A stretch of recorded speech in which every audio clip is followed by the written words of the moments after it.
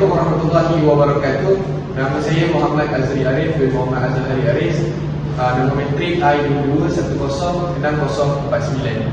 Okay, nama saya Muhammad Syafiq Iqbal bin Abdullah, bernombor metrik I22106108. Nama saya Muhammad Irfan Husni bin Abdul Hafiz. Nombor metrik saya I22106082. Nama saya Muhammad Iqbal bin Ahmad Al-Jarifin, nombor metrik I22109119. Okey, grup kami akan present tajuk Islamisasi ilmu pengetahuan menurut Syekh Naiki Al-Atas. Okey, kami akan terangkan isi kandungan dalam slide ini. Yang pertama, pengenalan Islamisasi. Yang kedua, konsep Islamisasi ilmu. Ketiga, proses Islamisasi ilmu. Dan keempat, penutup dan kesimpulan. Okey, saya terangkan latar belakang Syekh Naiki Al-Atas. Dia adalah seorang ilmuwan dan pakar sosiologi di Universiti Malaya, Kuala Lumpur. Dia juga merupakan keturunan Nabi Muhammad SAW yang ke-37. Okey, beliau juga mengarang karyanya yang sebanyak 22 buah buku teks. Okey, seterusnya beliau lahir pada 5 September 1931 di Bogor, Jawa Barat. Okey, seterusnya menerangkan Islamisasi ilmu menurut Al-Atas. Kenapa ada Islamisasi itu? Kenapa Al-Atas tu membuat Islamisasi untuk umat Islam? Okey, yang pertama, bermatlamat untuk menapis pemikiran Barat atau dinamakan Westernisasi daripada pemikiran orang Islam. Okey, yang pertama ni menerangkan bahawa dikira zaman sekarang lah, zaman sekarang ataupun zaman dalam 90-an, banyak budaya-budaya Barat dilakukan oleh orang Islam. Okey, macam pada zaman 80-an 90-an tu kira trend rock, kira rock lagunya. Dan sekarang pun banyaklah budaya-budaya Barat seperti dari segi pakaian, kelakuan, sebagainya. Okey, seterusnya bebas dari pemikiran yang bercanggah dengan agama Islam. Dia sama juga untuk menapislah pemikiran Islamisasi. Umat Islam pada zaman sekarang kurang ilmu agama dalam diri mereka. Okey, sebabnya ada Islamisasi ni kerana pada zaman sekarang ni kuranglah ilmu pengetahuan ni. Disebabkanlah yang ketiga ni munculnya Islamisasi yang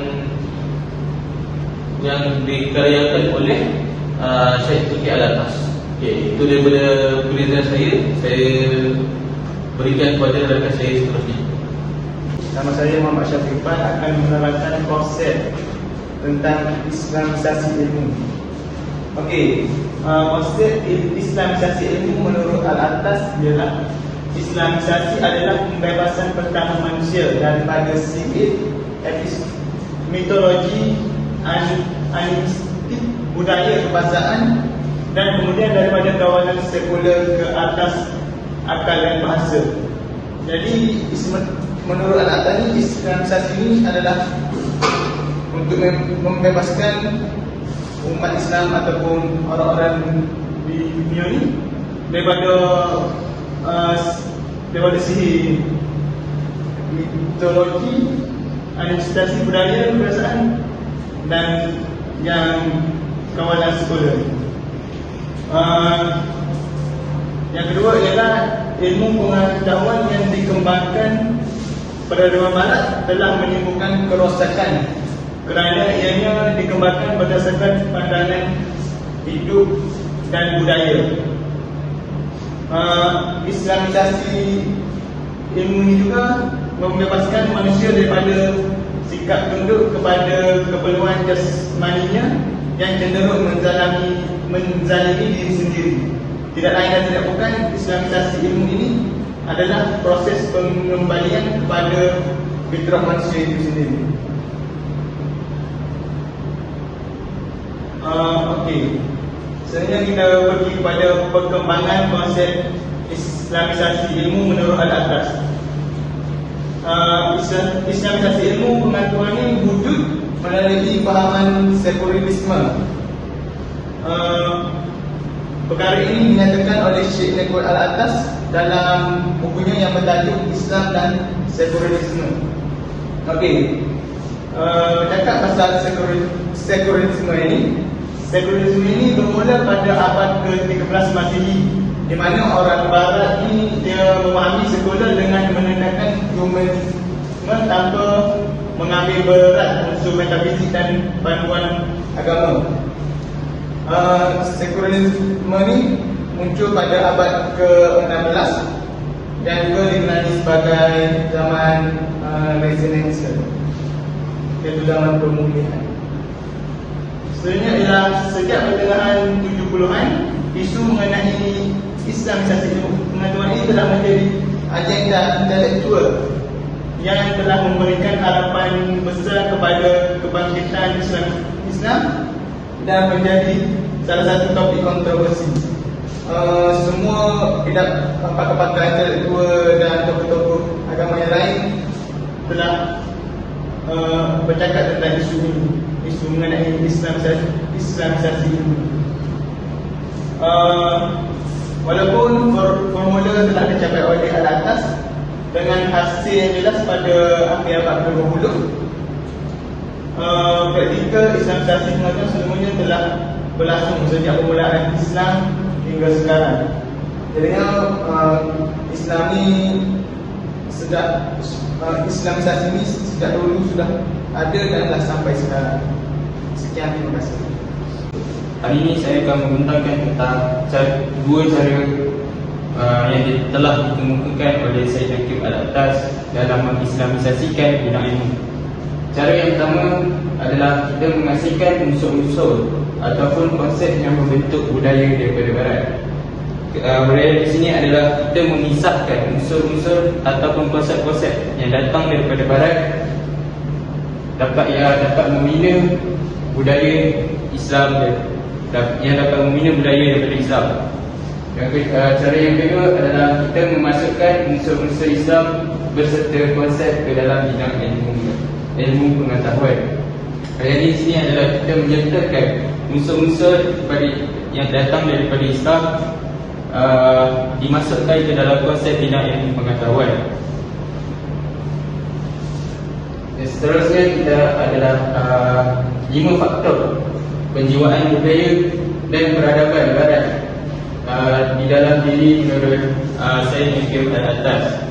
Faktor yang pertama kita adalah akal yang dikendalikan untuk membimbing kehidupan manusia.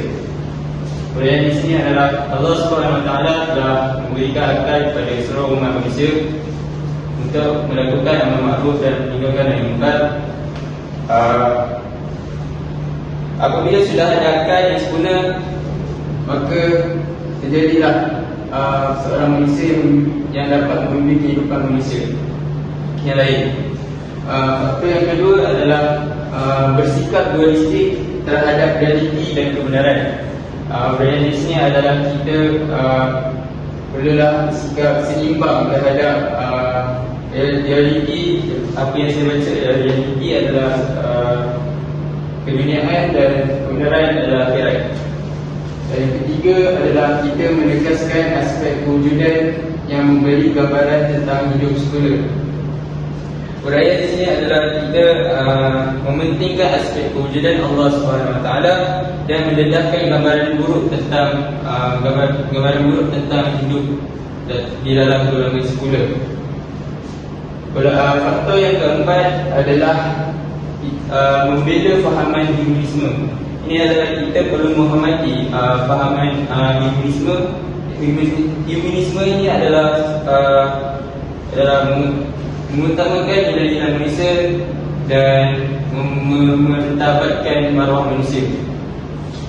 Faktor yang kelima adalah menjadikan drama dan tragedi sebagai unsur yang dominan dalam fitrah manusia. Maksud di sini adalah drama dan tragedi adalah satu pelakuan yang dibuat oleh manusia. Tak kisah apa cara sekalipun, dalam bentuk kelakuan ataupun dalam bentuk tingkah laku yang telah dijadikan oleh manusia dan menjadi satu kebiasaan masuk ke dalam fitrah manusia. Sekian daripada saya. Terima kasih.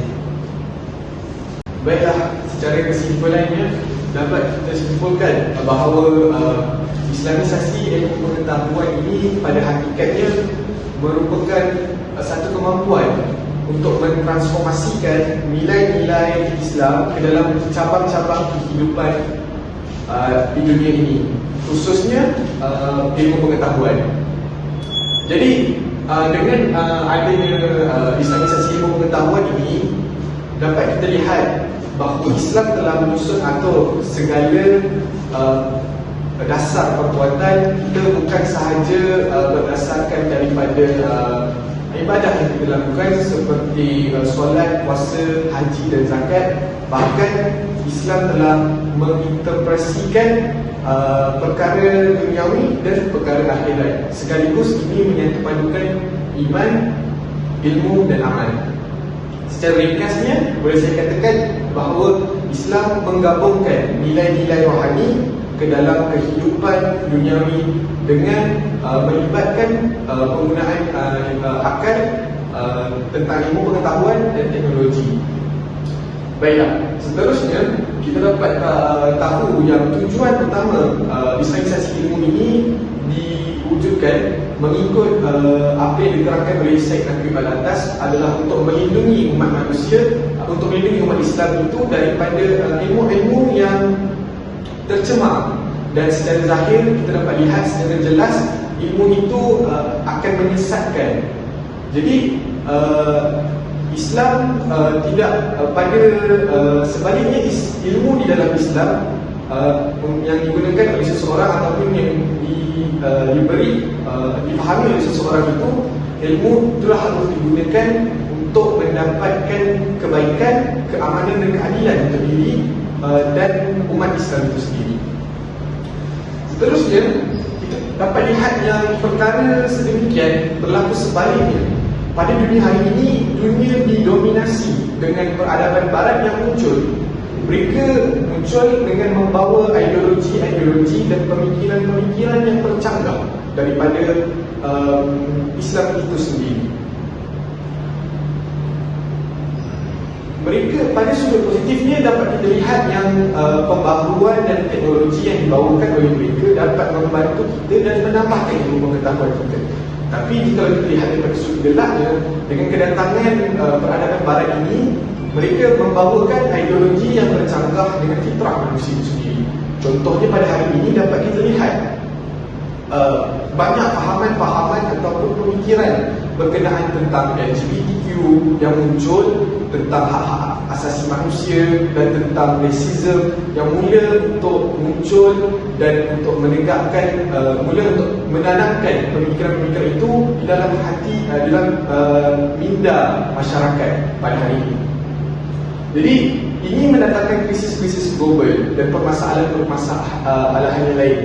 Itu merupakan hanya sebahagian sahaja permasalahan yang dihadapi apabila peradaban barat ini muncul di dalam negara kita dan meluaskan pengaruhnya.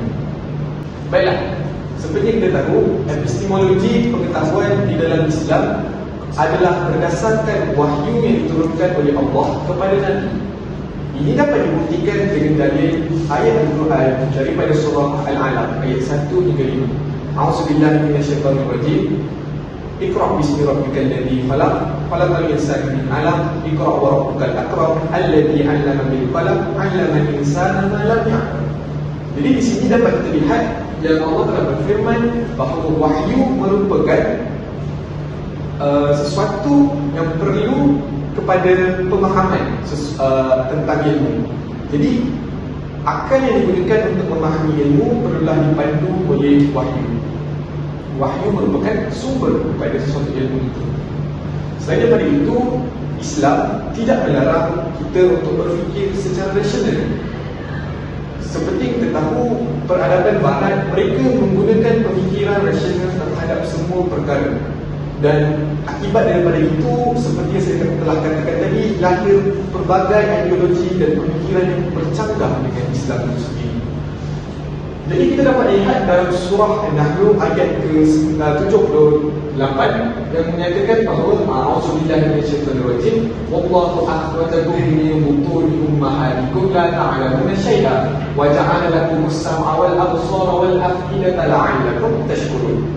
Jadi dapat kita lihat di sini pemikiran rasional merupakan sesuatu yang tidak dilarang oleh Islam.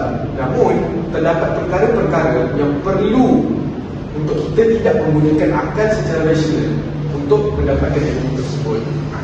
Sekian itu sahaja daripada kami. Wabillahi taufiq wal hidayah. Assalamualaikum warahmatullahi taala wabarakatuh.